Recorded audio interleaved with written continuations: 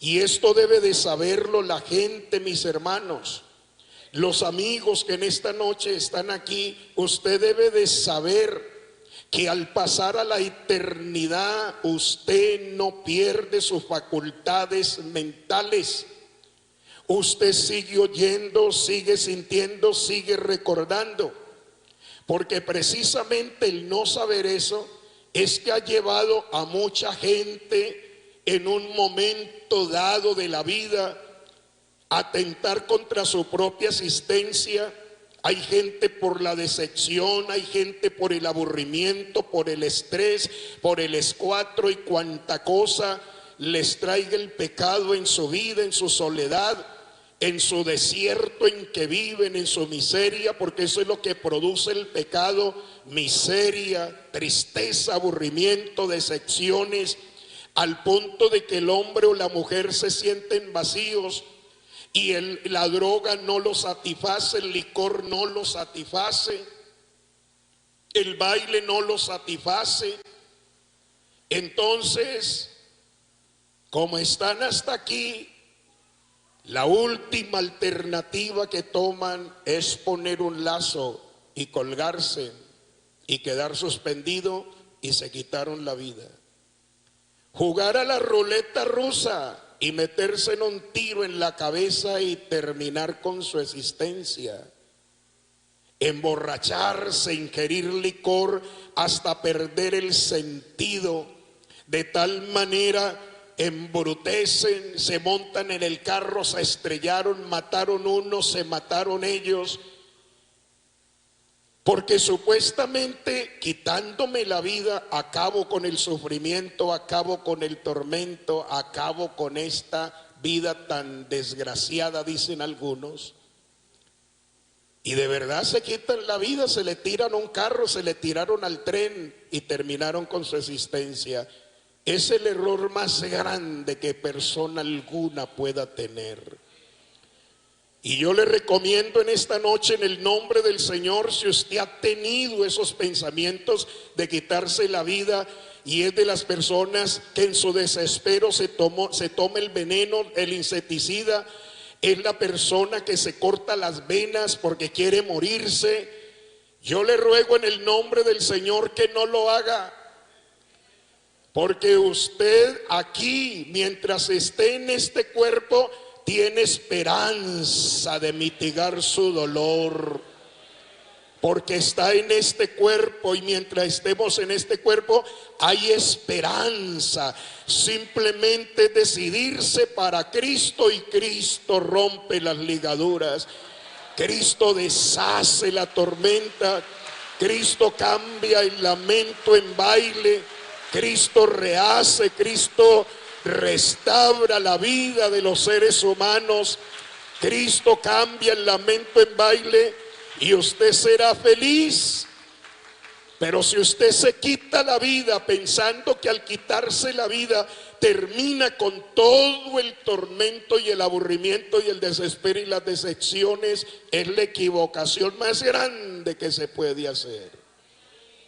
Porque aquí todavía tiene esperanza, pero después de que usted salga de este cuerpo y se vaya a la dimensión de los espíritus, no hay esperanza. No hay esperanza. Esa historia le dice a usted que no hay esperanza. Porque resulta que Abraham le dice, recuerda, lo manda a recordar, recuerda que tú tuviste muchos bienes en tu vida y muchos males, pero es consolado acá y tú eres atormentado allá, atormentado. Es un dolor permanente. Aquí los dolores tienen esperanza de ser calmados. ¿Aló? El dolor de la muerte de un esposo, de una esposa, el dolor de la pérdida de un hijo, el dolor de perder el hogar, el dolor de perder la casa, el dolor de perder las pertenencias, el carro, etcétera. Todos los dolores en esta vida son soportables, pero el dolor de la eternidad no lo soporta nadie y no hay esperanza de vida.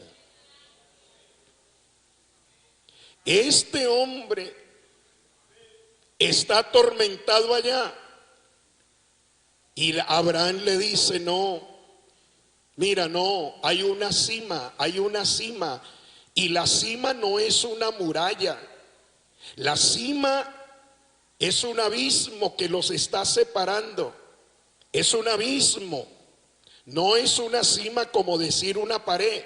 Mire cómo está escrito. Es una cima que tiene que ver acá con un abismo. Y el lugar de la eternidad de gozo está aparte, y el lugar de la eternidad de tormento está aparte.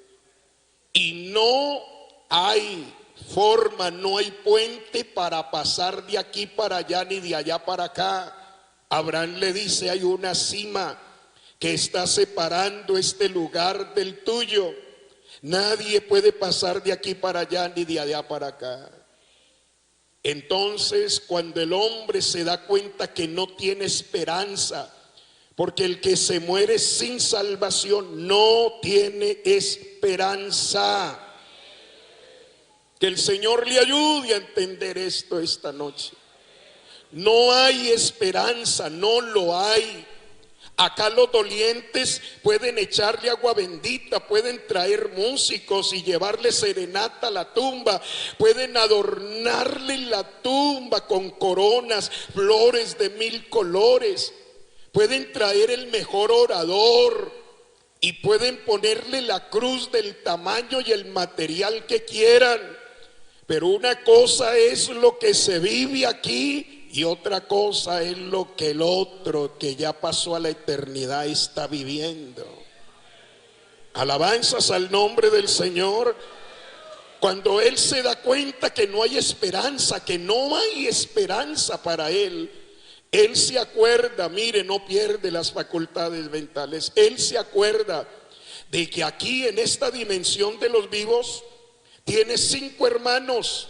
Él se acuerda: tengo 5 hermanos, padre Abraham. Tengo 5 hermanos, envíalo a la casa de mi padre, envía a Lázaro, mándalo, sí, por favor. ¿Para qué? No, pues para que él le testifique de lo que se vive aquí en este lugar y no vengan estos a sufrir lo mismo que yo estoy sufriendo. Porque los que están allá no quieren que otros desciendan. Le muestro otro versículo.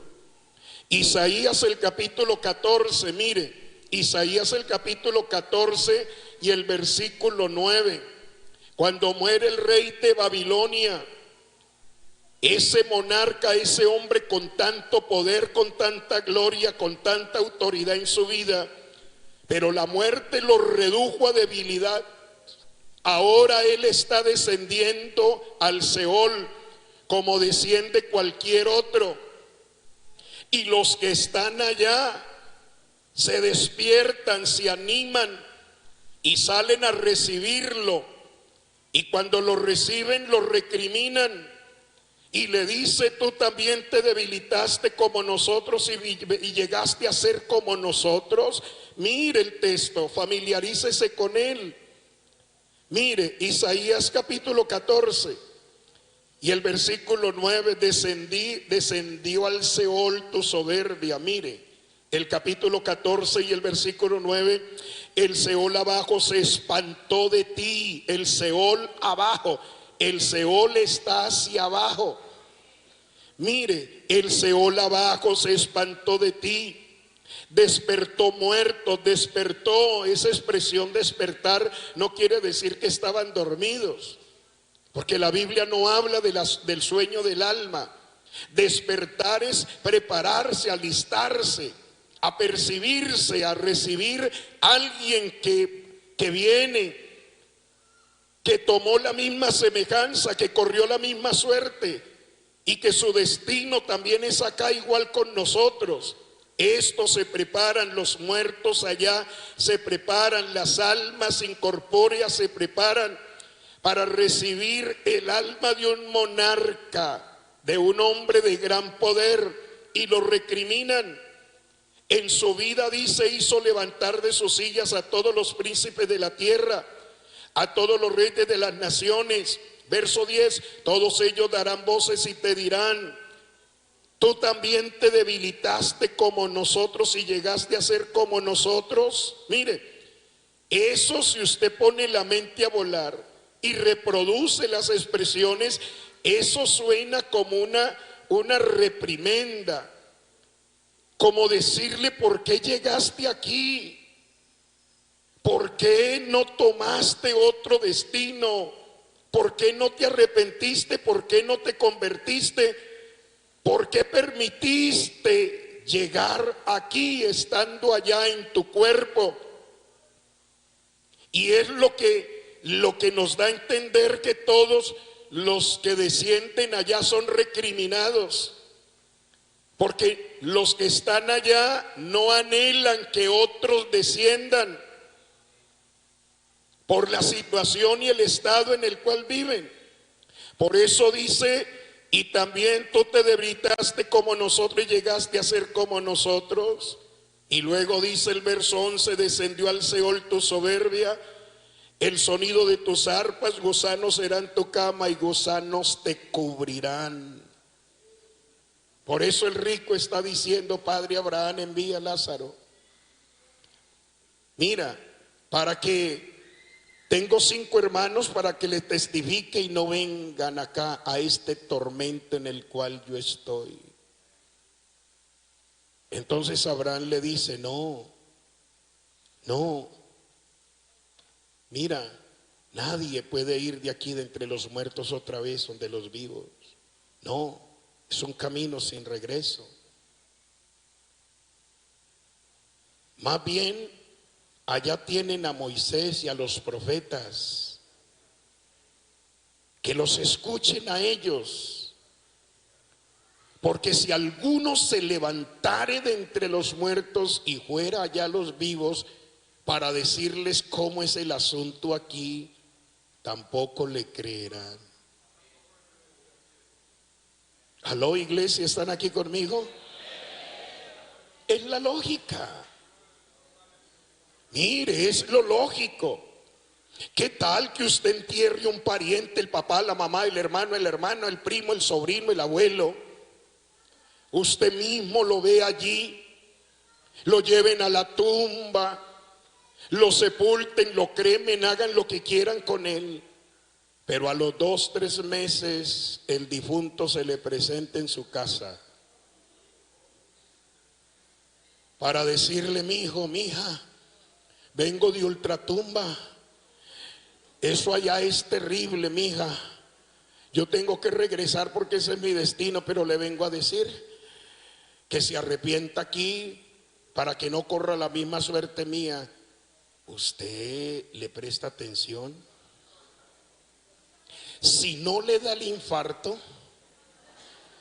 si no cae desmayado, si no arranca a correr, dejo de llamarme Elmer González. Nos presenta el estado y lo llama lugar lóbrego. Búsquese Job, el capítulo 10 y el versículo 20. Mire, libro de Job, ¿cómo lo llama Job? Mire, el capítulo 10 y el versículo 20, Job dice: déjame para que me consuele un poco. Verso 20 dice: no son pocos mis días.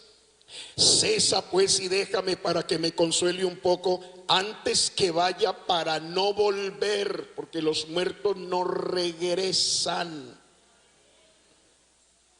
Antes que vaya para no volver. Y dice: a la tierra, mire, dice: a la tierra de tinieblas. Así lo plantea Job por el Espíritu Santo. Tierra de tinieblas y sombra de muerte, tierra de oscuridad, lóbrego. Y cuando usted busque en un diccionario la palabra lóbrego, le da tormento sin orden. Vea, son tinieblas tan espesas que producen dolor, que se pueden palpar. Dios a Faraón y a los de Egipto les hizo vivir el estado eterno cuando les dio 3 días de tinieblas, y eran tan espesas que nadie vio el rostro de su compañero ni de su vecino por esos 3 días de tinieblas. Y dice que eran tan espesas que se podían palpar. Eso es prácticamente lo que nos está presentando Jod aquí, tierra de oscuridad lóbrega, y dice como sombra de muerte y sin orden, cuya luz es como densas tinieblas. Ese es el estado. Allá no alcanza la misericordia de Dios, el evangelio no llega hasta allá. La gracia de Dios no llega hasta allá. Las alabanzas que hoy le entonamos al Señor no llegan hasta allá. La predicación no llega hasta allá. La mano del Señor no llega hasta allá.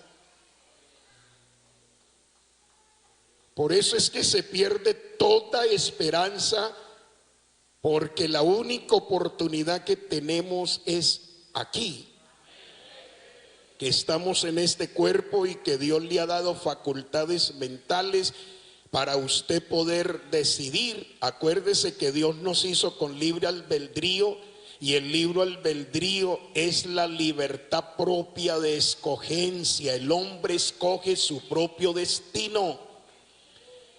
¿Y por qué le digo que no le alcanza la misericordia? Porque el Salmo 6, en el Seol, ¿quién te alabará? ¿Se ha leído ese pedacito del Salmo 6? En el Seol, ¿quién te alabará? Por allí, como el Salmo 49 o 48 dice, no alabarán los muertos a Jehová, ni cuantos descienden al silencio, pero nosotros bendeciremos a Jehová desde ahora y para siempre. Por allí Eclesiastés, el capítulo 9 y el versículo 4, Salomón dice, aún hay esperanza para todo aquel que está entre los vivos, porque mejor es un perro vivo que un león que está muerto. Mire, el león puede ser el animal más hermoso, el animal más famoso, el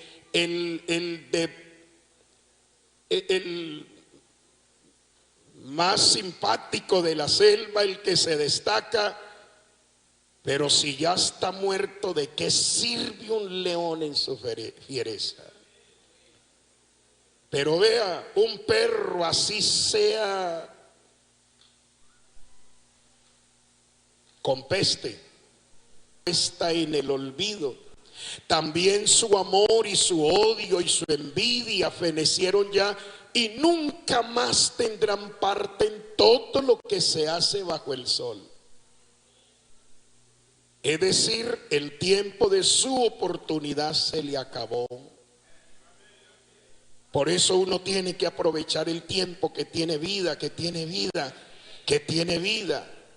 Usted y yo tenemos vida, todavía el corazón nos palpita, todavía sentimos que por nuestras venas corre sangre, que todavía hay respiración, que nuestros pulmones todavía se inflan de oxígeno, que todavía tenemos las facultades mentales, hermanos, para adorar a Dios, porque solamente los que viven son los que pueden alabarlo a Él. Vea, ese versículo está en Isaías 38. Recuérdese que el rey Ezequías cayó enfermo de muerte, Y el Señor tomó la determinación de llevárselo. Y él comenzó a orar y a llorar. Y el Señor le dijo al profeta Isaías: anda y dile a Ezequías, príncipe de mi pueblo, que he oído su oración y sus lágrimas. Dile que yo lo sano, pero que suba al tercer día y yo le aumentaré 15 años más de vida.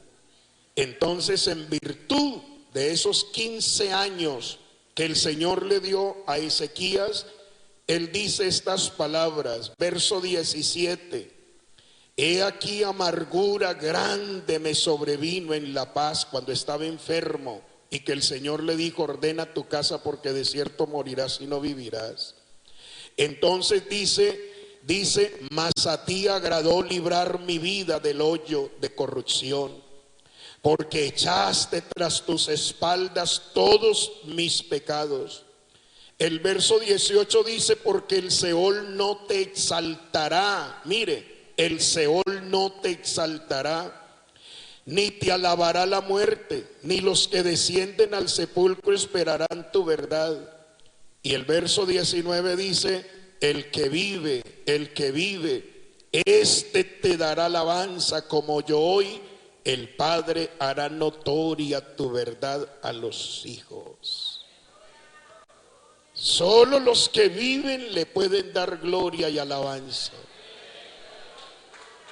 Por eso en esta noche, los amigos, aproveche que todavía tiene vida. Aproveche que todavía el Señor le ha prolongado la misericordia. Aproveche, porque mañana usted puede ser cadáver, como lo puedo ser yo, pero yo no le tengo miedo a la muerte. Yo tengo ya un seguro. Mi alma tiene un seguro. Todo tiene seguro en la vida. Los carros tienen seguro, los edificios tienen seguro. ¿Por qué no le pone seguro a su alma esta noche? Para que no tenga pérdida total. Que si de aquí a mañana usted pase a la eternidad, o yo, tenemos una esperanza de levantarnos un día. Vea, es una sala de espera. El Seol es una sala de espera. El tormento y el sitio lóbrego que habla Job es simplemente una sala de espera en tormento. Porque de allí se tiene que levantar algún día. Porque todos los que se mueren sin el Señor tendrán que levantarse de entre los muertos para presentarse delante de la presencia de Dios y ser juzgados. Apocalipsis, el capítulo 20 y el versículo 11, Juan vio el trono blanco, allá donde tienen que aparecer todas las almas. Mire, la tierra tiene que descubrirle todos los muertos al Señor. Apocalipsis, el capítulo 20 y el versículo 11. Mire, familiarícese con el texto. Mire, y vi un gran trono blanco, y al que estaba sentado en él, de delante del cual huyeron la tierra y el cielo, y ningún lugar se encontró para ellos. Luego dice: y vi a los muertos grandes y pequeños de pie ante Dios.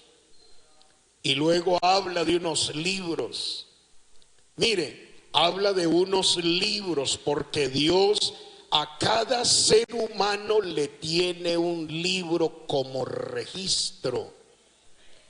Y a partir de que el hombre comienza a tener uso de razón, todas sus actitudes, todo su diario vivir está quedando asentado en un libro que es un libro de registro.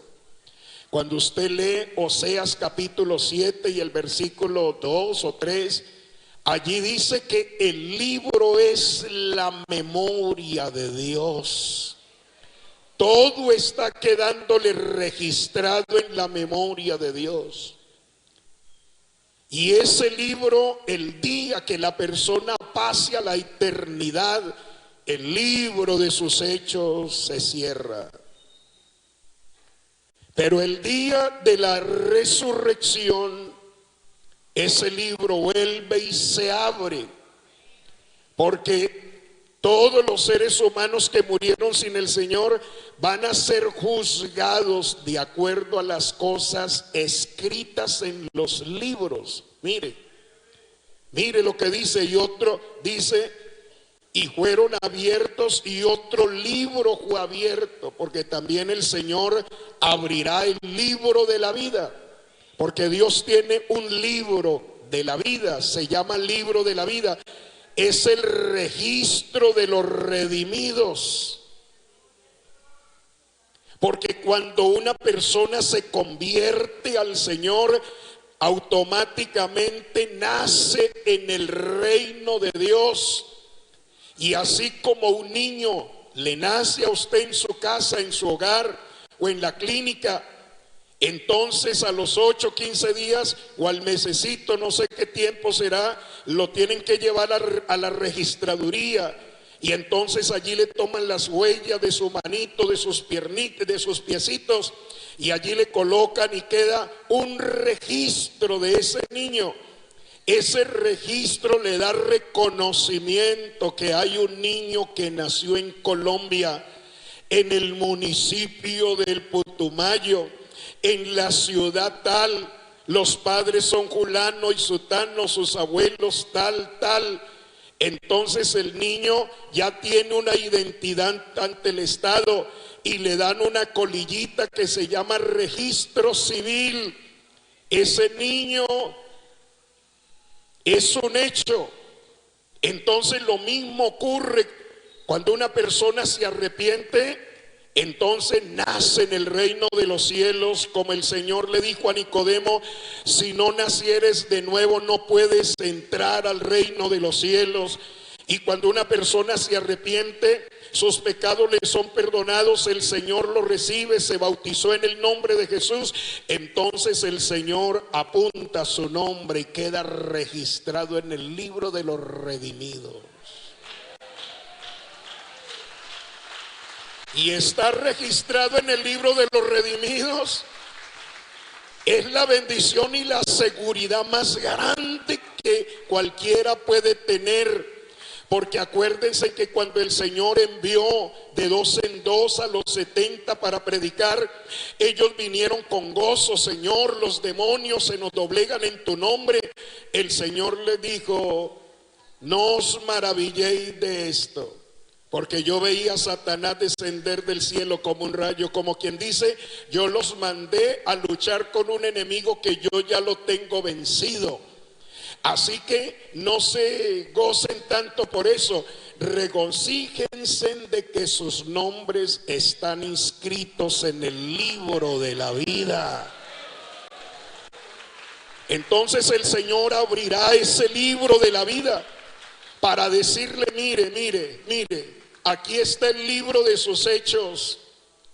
Aquí, porque es que la persona tiene que presentarse de frente con su Señor. Por eso las cosas son individuales, es entre usted y Dios. Allí no va a estar la esposa, no va a estar los hijos, no va a estar el esposo, no va a estar papá, mamá. Es una situación entre Dios y usted. Y Dios le abrirá: mire los hechos suyos. Usted nació en tal fecha, mire todo lo que hizo en tal fecha, está aquí, está escrito. Ahora, si usted cree que esto es un invento, entonces le doy la oportunidad. Voy a abrirle el libro de los redimidos. Si usted se encuentra aquí, es porque usted nació en este reino y yo lo tengo registrado aquí. Por eso es que aquí dice: y fueron juzgados cada uno conforme a las obras que estaban escritas, y el que no se halló inscrito en el libro de la vida fue lanzado al lago de fuego, que será la muerte segunda, a lo que se le llama infierno. De esto es que el Señor nos quiere librar. Y por eso estamos perseverando. Y gracias a nuestro Dios que muy temprano nos extendió su mano y nos hizo entender. Y por eso hoy estamos aquí anhelando esa patria celestial que tiene fundamento, cuyo arquitecto y constructor es Dios.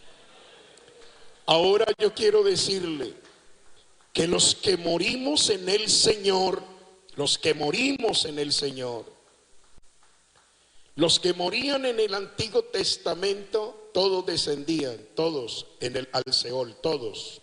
Por eso Job dice: déjame que me consuele un poco antes que vaya para no volver. Él se incluye, porque el destino de los muertos en el Antiguo Testamento todo era hacia abajo, hacia abajo. Pero resulta que el Seol abajo tenía dos compartimientos, que es la figura que nos está presentando el Señor en la historia del rico y Lázaro. Dos compartimientos, como decir esta parte. Entonces, el Seol abajo, el destino de los que morían sin el Señor, iban a la profundidad. Y los santos que morían con la esperanza de salvación descendían, pero se quedaban en el segundo nivel. Alabanzas al nombre del Señor. Eso pasó en el Antiguo Testamento, porque todavía no había camino a la redención. Alabanzas al nombre del Señor. Por eso fue que a Saúl le quedó tan facilito entender o creer que lo que la pitonisa le llamó era el espíritu de Samuel. ¿Se acuerdan la historia?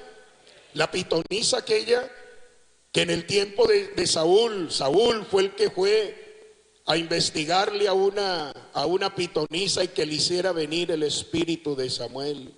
Y la pitonisa le hizo supuestamente venir el espíritu de Samuel. Y Saúl habló con él. ¿Por qué fue engañado Saúl?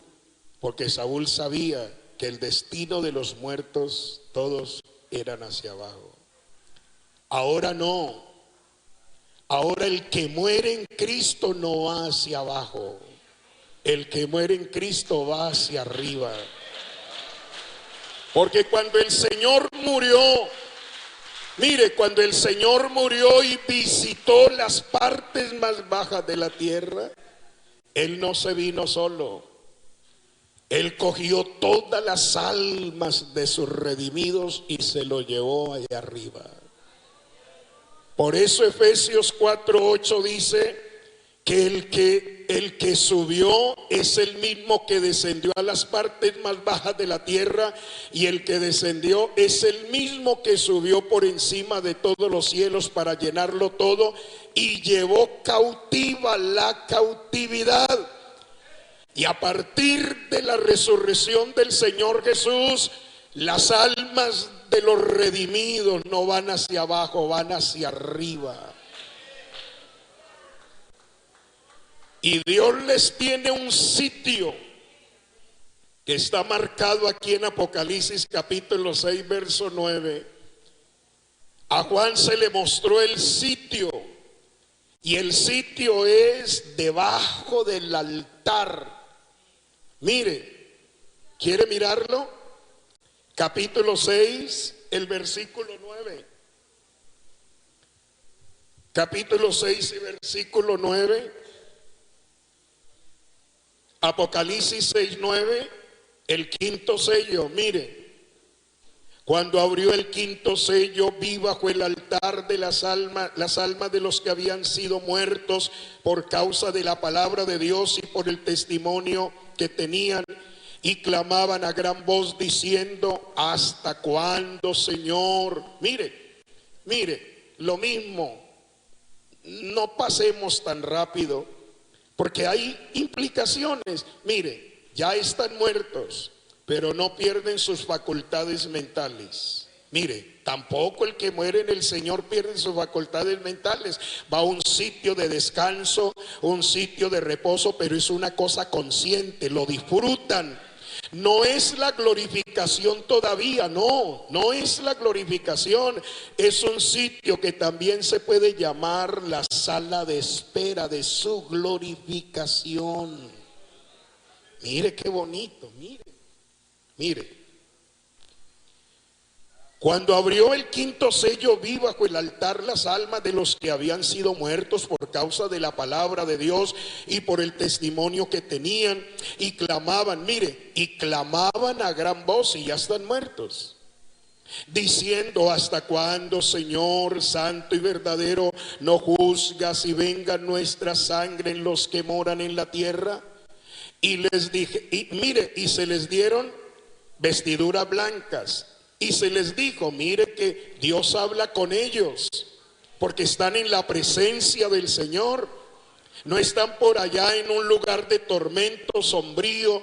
No están anhelando una gotera de agua como el rico acá, sino que están en un sitio de reposo, de descanso, en la presencia del Señor. Y se les dieron vestiduras blancas y se les dijo que descansasen todavía un poco de tiempo, hasta que se completara el número de sus consiervos y sus hermanos, que también habían de ser muertos como ellos. Descansen, todavía no, descansen, tranquilos, descansen. ¿No recuerda usted a Filipenses, por allí el capítulo 1 y el versículo 21, 22? Cuando Pablo dice: yo me siento en estrecho y no sé qué escoger, quedar en el cuerpo sería muy bueno por causa de la predicación, pero yo quisiera partir y estar con mi Señor, que para mí es mucho mejor. Porque para mí el vivir es Cristo y el morir es ¿qué? El morir es ganancia. Hermanos, el que muere en Cristo no va hacia abajo, va hacia arriba. Segunda de Corintios, el capítulo 5, habla que si este tabernáculo de carne se deshace, el Señor nos tiene una habitación celestial para que el alma no esté desnuda.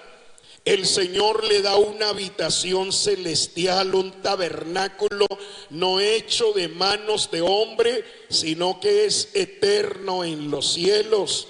Por eso Pablo dice: por eso es que gemimos, para no ser desnudados, sino más bien que si somos desnudados, poder ser revestidos de nuestra habitación celestial. Por eso no hay temor al pasar a la eternidad, que abandonemos este estuche, que abandonemos este cuerpo, no se le dé nada, no va a haber pérdida total. El cuerpo que se sepulta, Dios también lo resucitará, lo levantará. Alabanzas al nombre del Señor. Y su alma tomará ese cuerpo que está allá con ese vestido celestial, y vendrá a tomar su cuerpo para que sea glorificado tanto el alma como también su cuerpo glorificado. Alabanzas al nombre del Señor. Cuando usted lee Hebreos el capítulo 12, a partir del versículo como 26, una cosa así, nos está dando a entender a qué congregación, porque cuando morimos, el alma se reúne con un equipo en el cielo. Hebreos, mire, se reúne con un equipo en los cielos. El capítulo 12,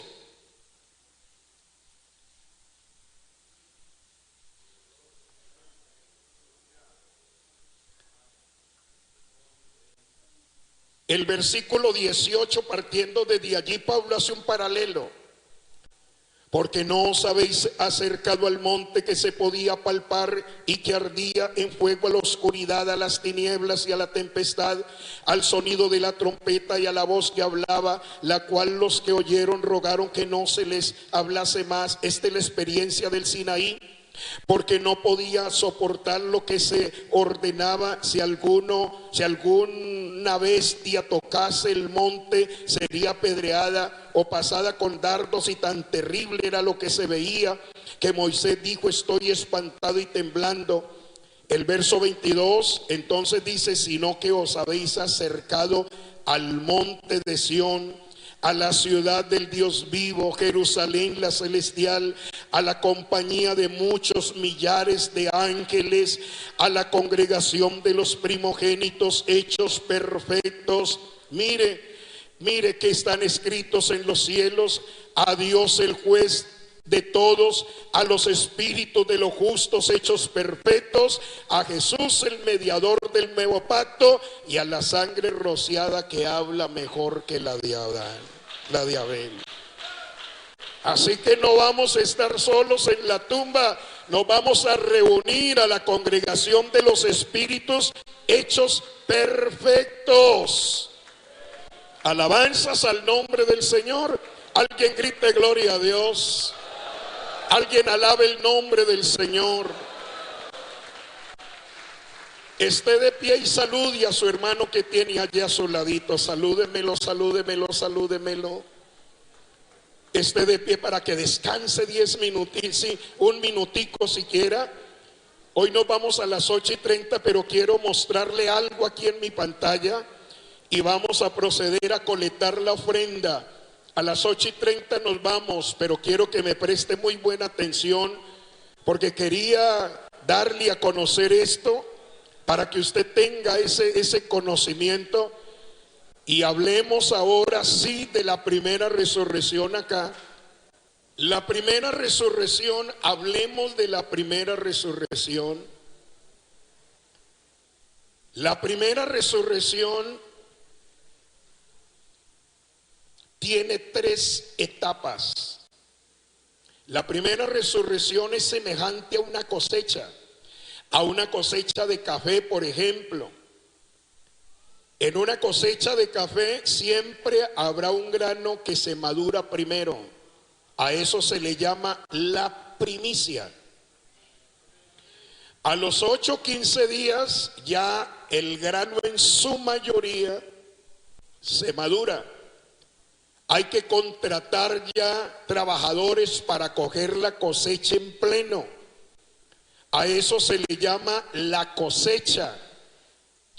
Y luego, después de la cosecha, queda un grano verde que a los 8 o 15 días ya está maduro, y entonces hay que hacerle un tercer pasón al sembrado. Y a ese tercer pasón se le llama la rebusca, se le llama la resaca, se le llama la requisa, se le llama lo último, pues, no sé por acá cómo le llamarán. Por allá le llamamos la requisa, en otras partes la resaca, otra parte los residuos. Así es la primera resurrección, para que usted lo tenga presente y pueda entender algunas cosas. Mire, la resurrección tiene esas 3 partes, y la primicia, la primer parte de la primicia se llama Cristo el Señor. El Señor Jesús hace parte de la primera resurrección. ¿Aló? Cristo las primicias, luego los que son de Cristo en su venida. Entonces estos son los que no se contaminaron con mujeres, es decir, que no se contaminaron de la doctrina, ni se le inclinaron al anticristo ni al falso profeta.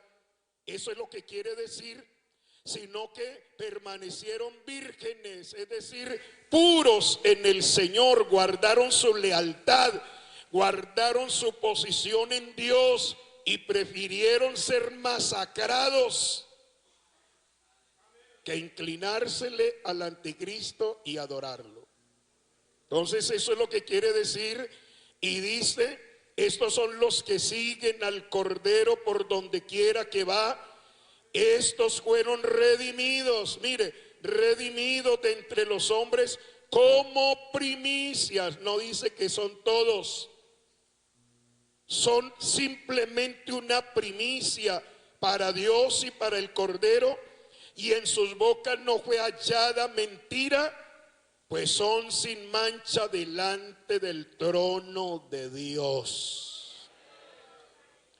Estos 144 serán redimidos, porque a estos redimidos, y hablar de redimidos es que el Señor les va a perdonar los pecados, el Señor los va a lavar con su sangre, el Señor los va a llenar con el poder del Espíritu Santo, y ellos tendrán que hacer un trabajo misionero durante todo el periodo de gran tribulación. El trabajo misionero de los 144 es anunciar lo que los señores testigos de Jehová están anunciando hoy. Un reino. El reino donde la maldición de la tierra será quitada, la fiereza de los animales también será quitado, de tal manera que el león puede pastar junto con la oveja o con la vaca. El niño va a jugar en la cueva de la serpiente. Ya no van a haber guerras. Las armas van a ser fundidas y van a ser construidos más bien azadones y palas para labrar la tierra. La vida de los hombres va a ser como la vida de los árboles, su longevidad. La tierra va a producir en abundancia como en el huerto del Edén, porque ya no va a haber pecado y Satanás estará atado por 1000 años. Entonces, eso es lo que a los 144 tienen que anunciar: la redención. Ya viene el Mesías. Los pactos de Dios a Abraham y a Moisés y a David se van a cumplir. Ya viene el Mesías, ya viene el Mesías, viene la restauración. Es lo que los 144,000 tienen que anunciar. Entonces el diablo hará guerra contra ellos. Mire, esta es la identidad. Su mensaje es el anuncio del pronto regreso del Mesías y el establecimiento de su reino teocrático. El reino teocrático, es decir, el reino de Dios en medio de ellos. Alabanzas al nombre del Señor. Alabanzas al nombre del Señor. Mire, estas son citas interesantes. Isaías el capítulo 2, Isaías el capítulo 11, Isaías el capítulo 65, que no tenemos aquí tiempo para leer todo esto, pero tiene que ver con la restauración de la tierra, tiene que ver con la restauración de Israel como nación, tiene que ver con la restauración de todo el sistema, y eso es lo que los 144 tienen que anunciar. Allí es donde se cumple, hermanos, el texto de Mateo 24:14 en su totalidad. Será predicado el evangelio del reino, pero ya no es el evangelio de la gracia para salvación, sino el evangelio del reino milenial, el reino teocrático de Dios, porque es un mensaje directamente a la nación de Israel y a las naciones que estén en el periodo de la gran tribulación. También lo escucharán, porque las naciones, algunas van a entrar al reino milenial. Eso lo veremos un poquito. Ya les termino. Estos serán masacrados por el anticristo. Mire las profecías. Mire, Daniel 7:21 dice: y veía yo que este cuerno hacía guerra contra los santos y los vencía. El cuerno pequeño de Daniel 7 es el anticristo. Mire, el verso 25: y hablará palabras contra el Altísimo, y los santos del Altísimo quebrantará, y pensará en cambiar los tiempos y la ley, y serán entregados en su mano hasta el tiempo y tiempos y medio tiempo, es decir, 3 años y medio. Tiene que ver con el reino del anticristo, y el anticristo va a perseguir a la nación de Israel, a los 144 y los que se conviertan y esperen a su Mesías, porque Israel todavía espera a su Mesías. Alabanzas al nombre del Señor. Israel espera a su Mesías. Apocalipsis 13:7, vea, y se le permitió hacer guerra contra los santos y vencerlos. Esos santos no son la iglesia, esos santos son Israel, y vencerlos. También se le dio autoridad sobre toda tribu, pueblo, lengua y nación. Así que estos van a ser masacrados, van a morir, pero el Señor los va a levantar de entre los muertos en su segunda venida, y van a estar con el Señor por 1000 años y serán reyes y sacerdotes, y Dios los añade a la iglesia, porque ellos van a resucitar también glorificados, y Dios los añade a la iglesia, pero en su último, a la primera resurrección, pero en su última estancia. Alabanzas al nombre del Señor. Así que, qué bendición. Nos vamos con el Señor, ¿sí o no? Alabanzas al nombre del Señor. Lo estamos esperando y nos vamos a ir con Él. Qué bueno que los amigos en esta noche también abrazaran esta esperanza que nosotros tenemos. Mañana creo que vamos a estar hablando del tribunal de Cristo, porque vamos a dedicar un poquito, porque la iglesia va a ser levantada y nosotros vamos a estar 7 años en el cielo, y en esos 7 años vamos a estar en el tribunal de Cristo. Vamos a recibir las coronas y los galardones. Nos vamos al chupán, a lo que se le llama las bodas del Cordero, y vamos a entrar a la cámara secreta con nuestro amado, a nuestras bodas. Mientras el mundo está acá debatiéndose en la gran tribulación y bebiendo el trago amargo de todas las inclemencias, tanto del cielo como de la tierra, la iglesia está victoriosa con su amado en las alturas, en su luna de miel, porque la iglesia tiene su luna de miel con el Señor, el amado, el que la compró a precio de sangre. Iglesia, tenemos esperanza gloriosa. ¿Por qué no está de pie un momentico en esta noche?